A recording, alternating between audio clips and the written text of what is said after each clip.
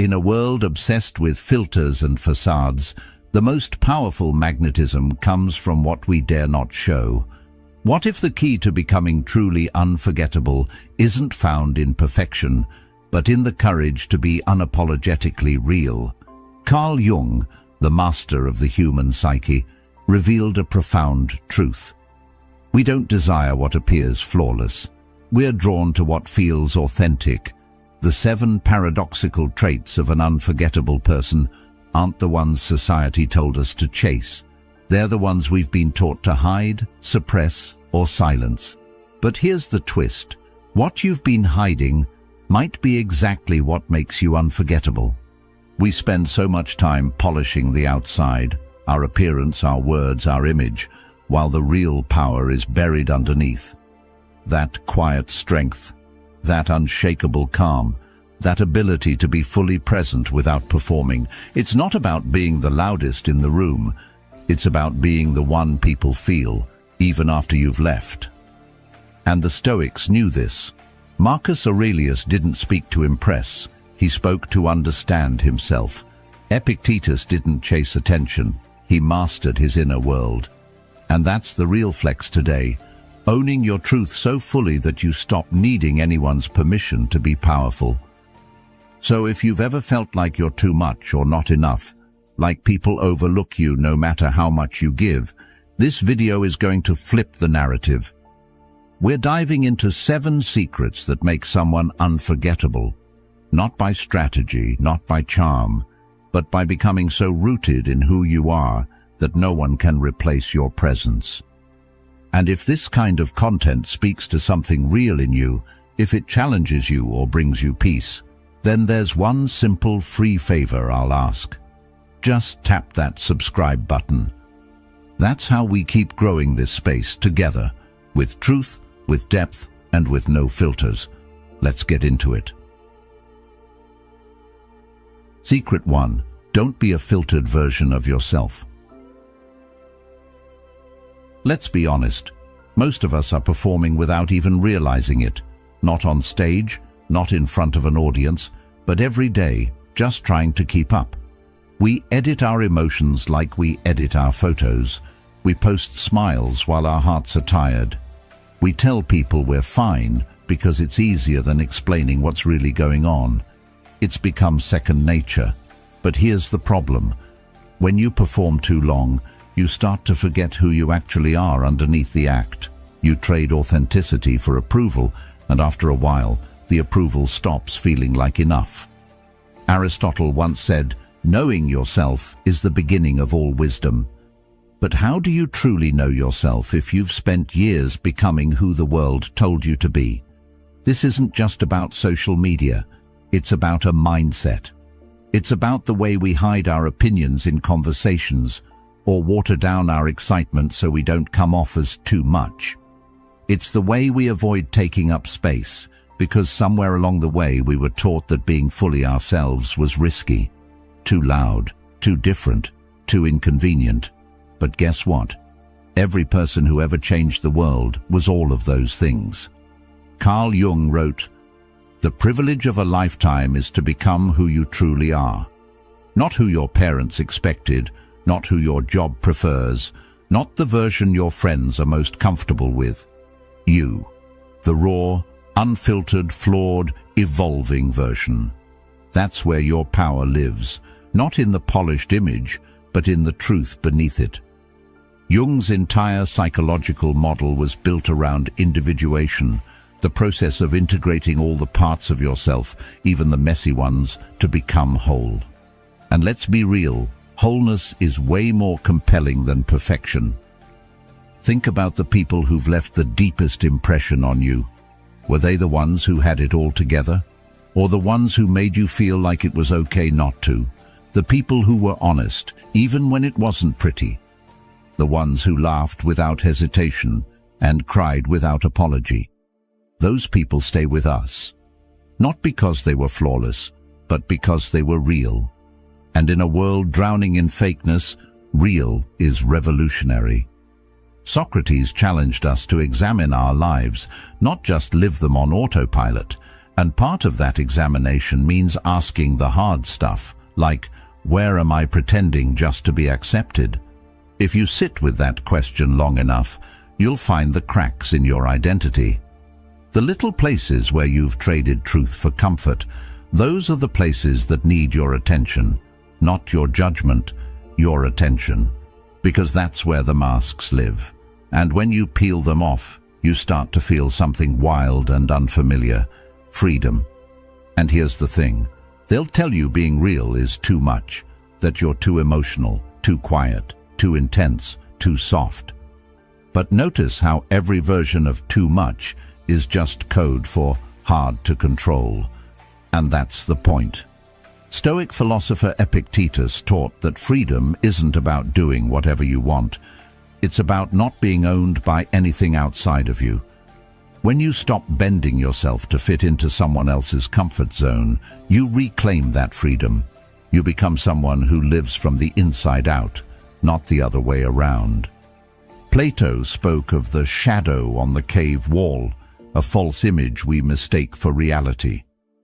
How many of us are still living in that cave, still mistaking the shadow version of ourselves, the one we think is easier to digest, for the real thing? But there's nothing digestible about authenticity.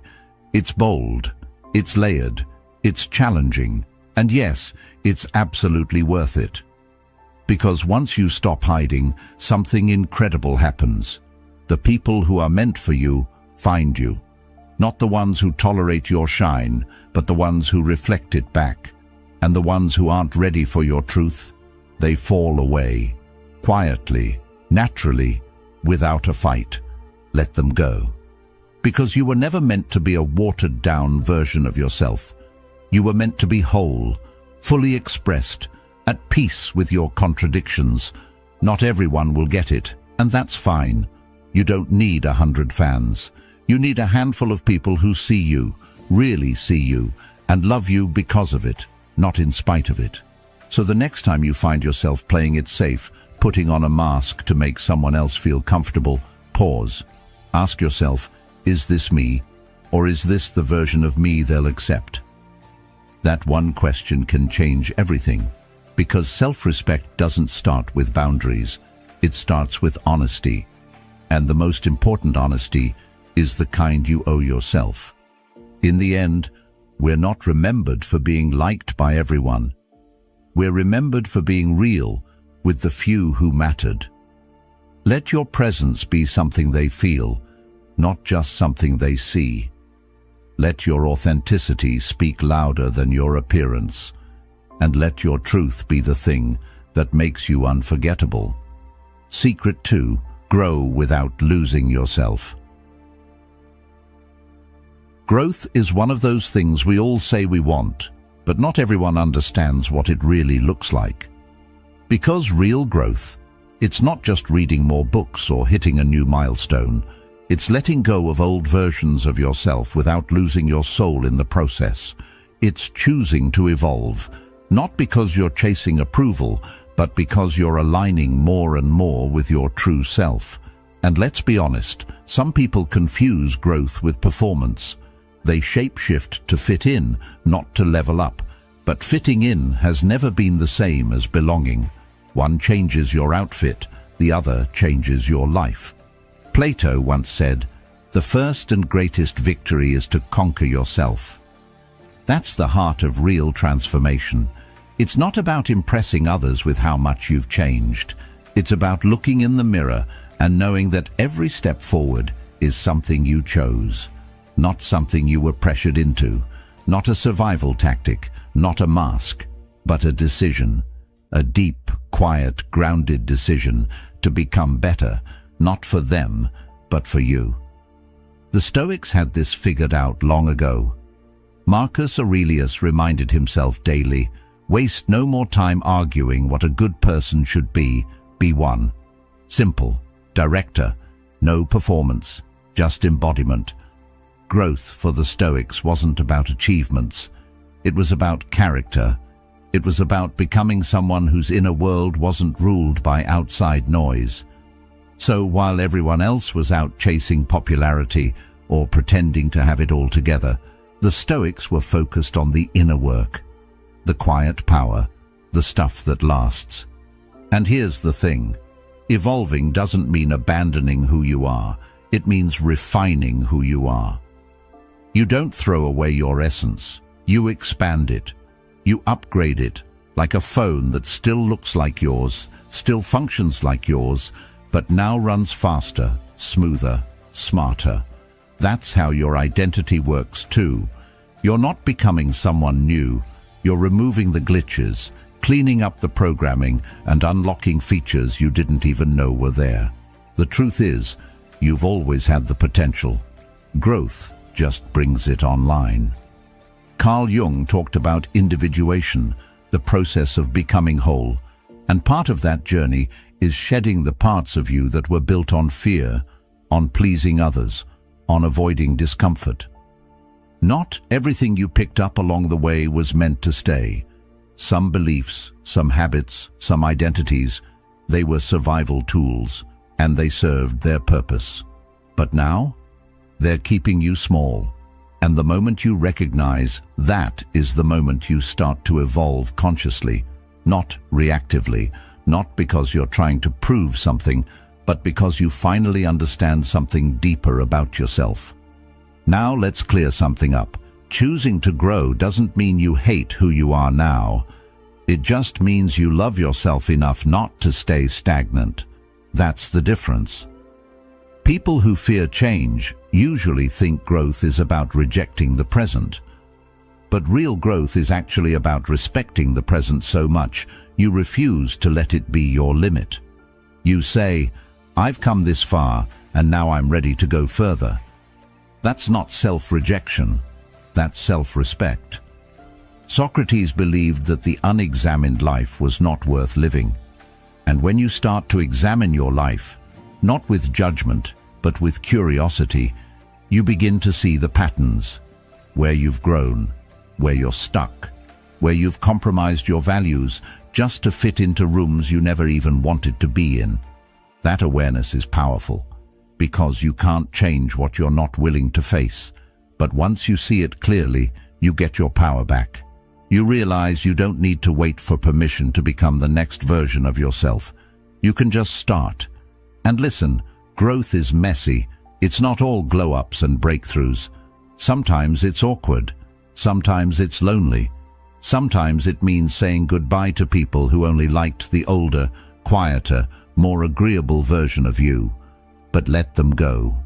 Because you're not here to keep everyone comfortable. You're here to keep your soul awake.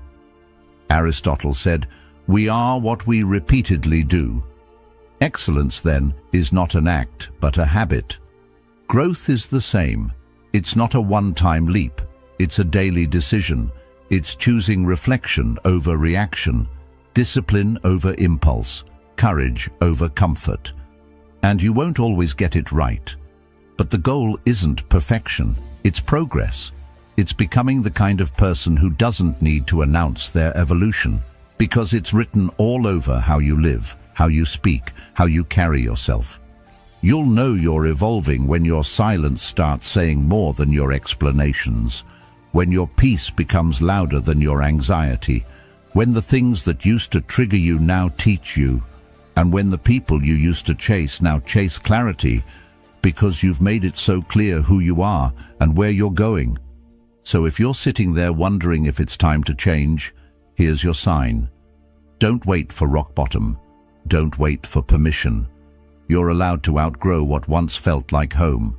You're allowed to shift, to stretch, to let go of labels that no longer define you. Growth isn't betrayal. Growth is truth.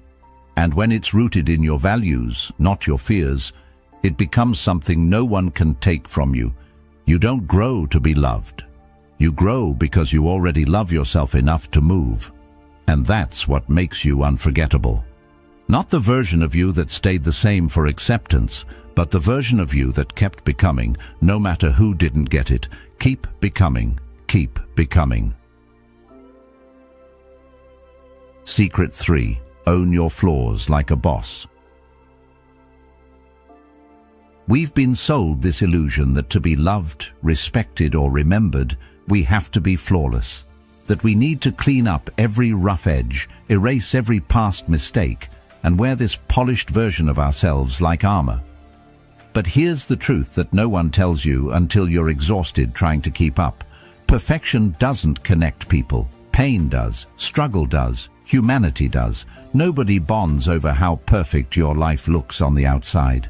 They bond over the moments you got knocked down and still chose to rise. Aristotle said, "Knowing yourself is the beginning of all wisdom."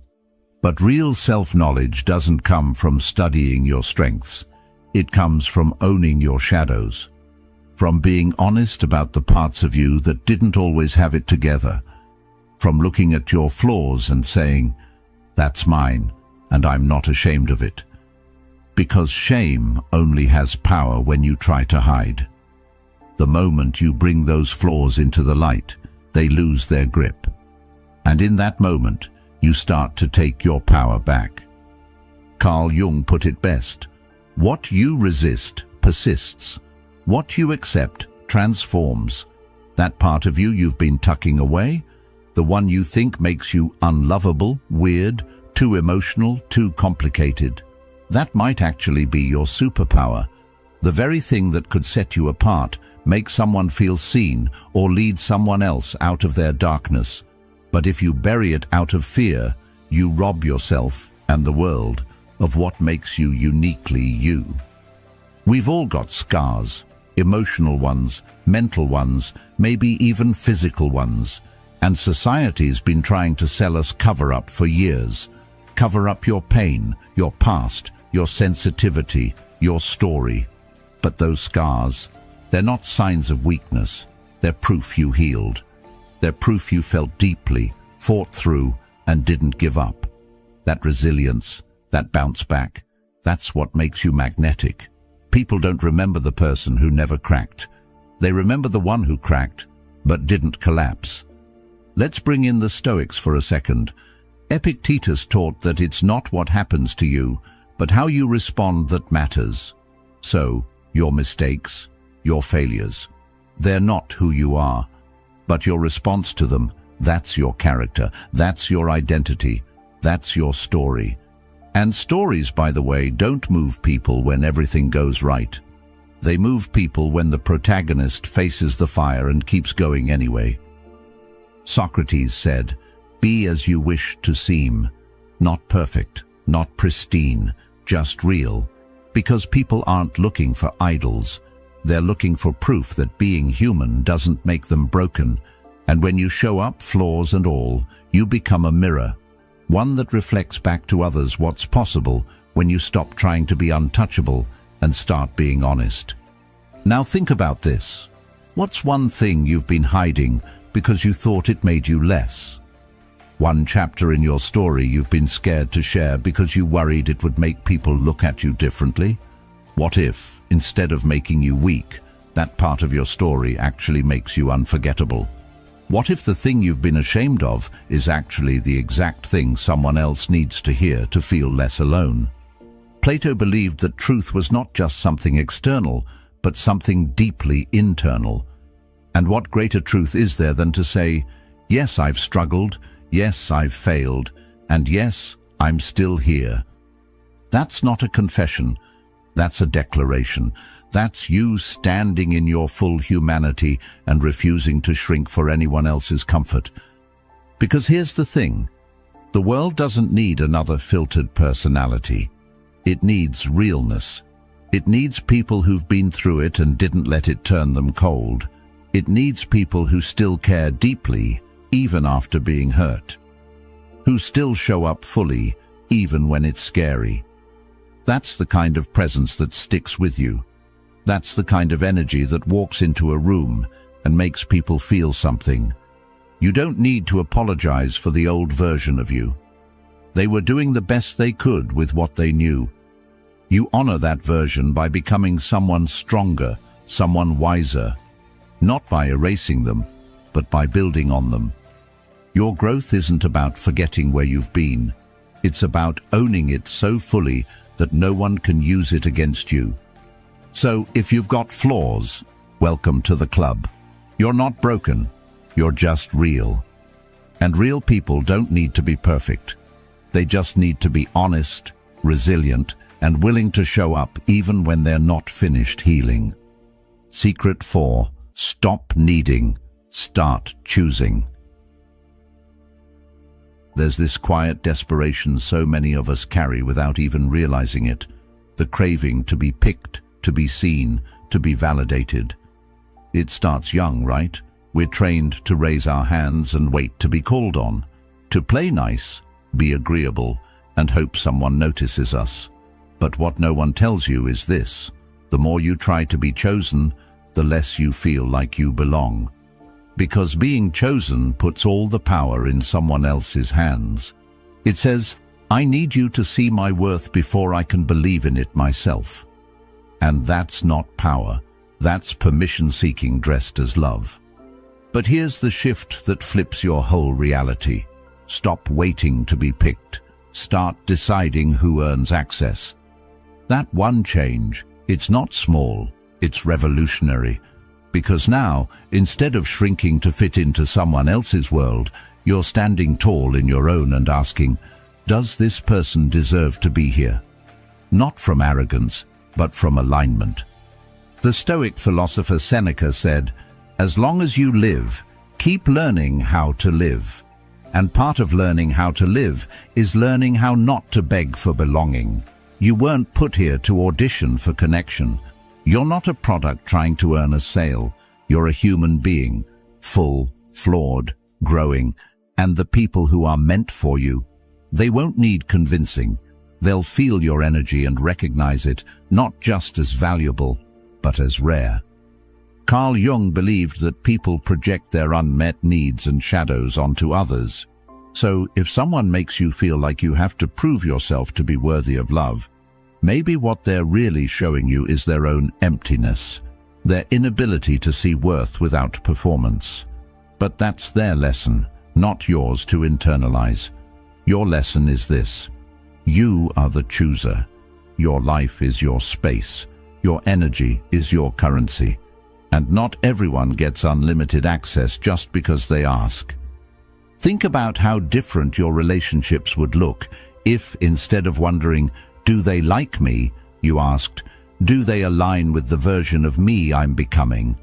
Not the version that needs applause, not the one that settles, but the version that is grounded, evolving, and choosing peace over chaos.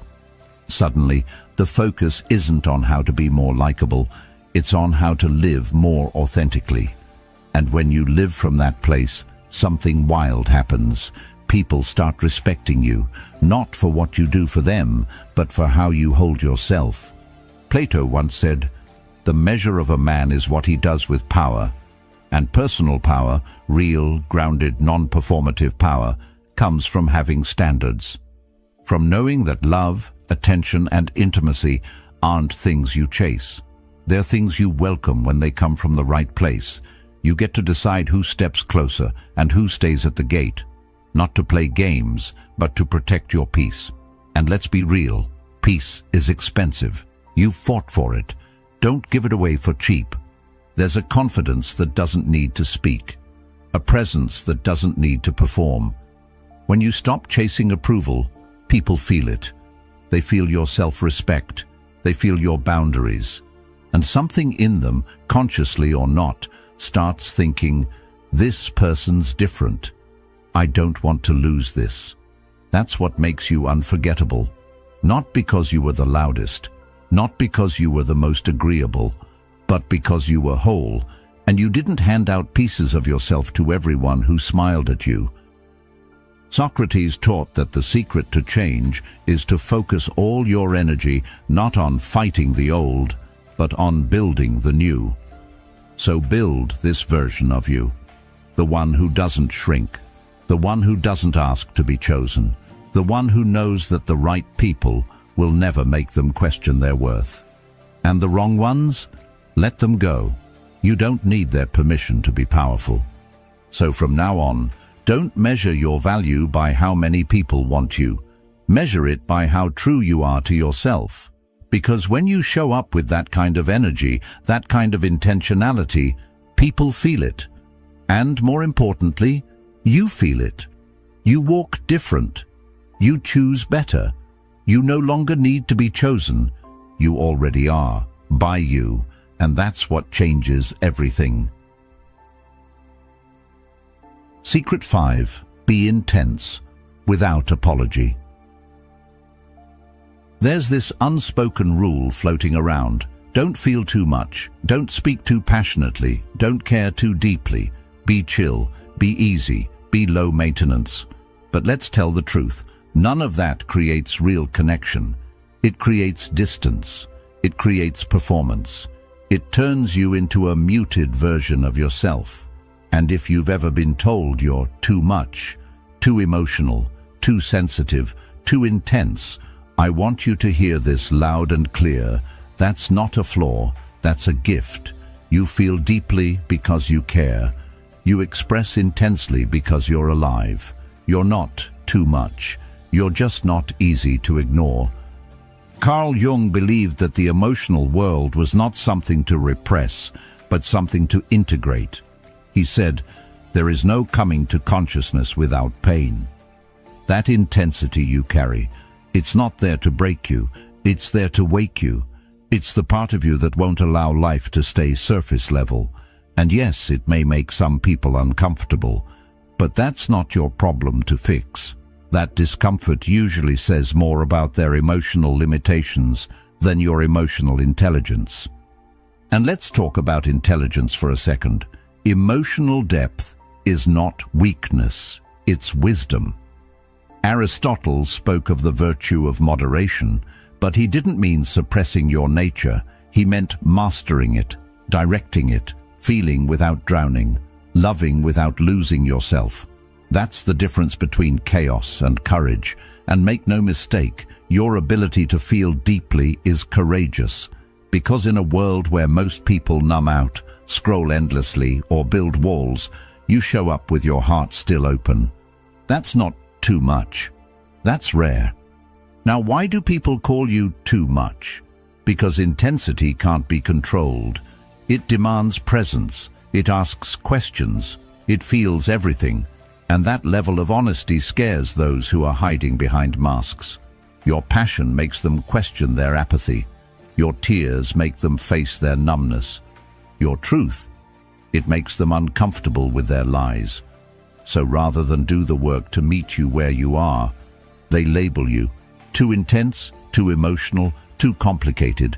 But that's not truth. That's projection. The Stoics, yes, even the masters of self-discipline, never told us to deny emotion. They told us to understand it. Marcus Aurelius wrote, "You have power over your mind, not outside events. Realize this, and you will find strength." That includes your emotional life. You don't need to tone yourself down. You just need to direct your fire. Channel your passion. Let your emotions inform you, not rule you.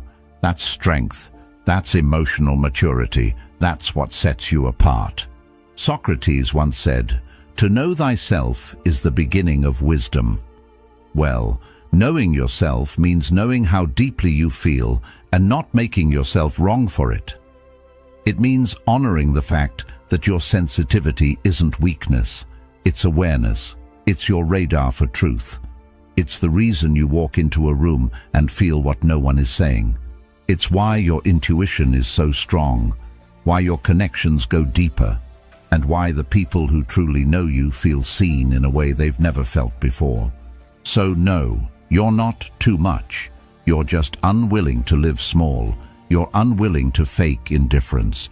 You're unwilling to detach from things that matter to you. That doesn't make you difficult. That makes you authentic. And in a world that teaches people to shut down, you're choosing to stay open. That's a choice. That's a strength. And it's unforgettable. So the next time someone tells you you're too much, smile. Look them in the eye and say, "Then go find less." Because you're not shrinking to fit inside someone else's comfort zone. You're expanding into your full emotional power. And the people who are meant for you, they'll never ask you to shrink. They'll rise to meet you. They'll match your depth. They'll celebrate your passion, not flinch from it. Because people who feel deeply love deeply.